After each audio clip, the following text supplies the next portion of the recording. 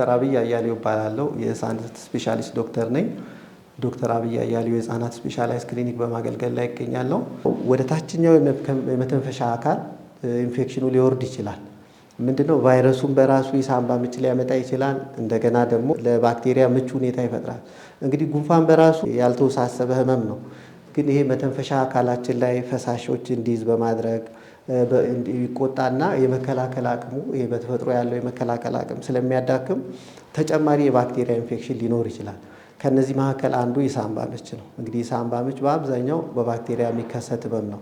ስለዚህ መቼ ነው የሳምባ ምች እንዳለ ቤት እንግዲህ ወላጆች ወይም አዋቂም ሲታመም ማወቅ ያለበት ምልክቶች አሉ። ከነዚህ ምልክቶች አንዱ ከፍተኛ ትኩሳት ይኖረናል፣ ሳል ይኖረናል። ከዛ ውጪ የመተንፈስ እንትናችን ይቀየራል።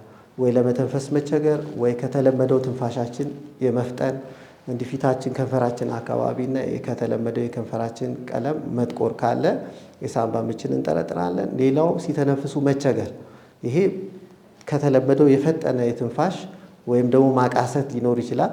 እዚህ ደረታችን አካባቢ ውጋት ካለ ወይ ሲተነፍሱ መቸገርና ስርጉድ የሚል ከሆነ ሳምባ ምች ሊኖር ስለሚችል በአቅራቢያ ወደሚገኝ ጤና ተቋም ሄዶ መመርመርና ተገቢውን ሕክምና ማግኘት ይቻላል።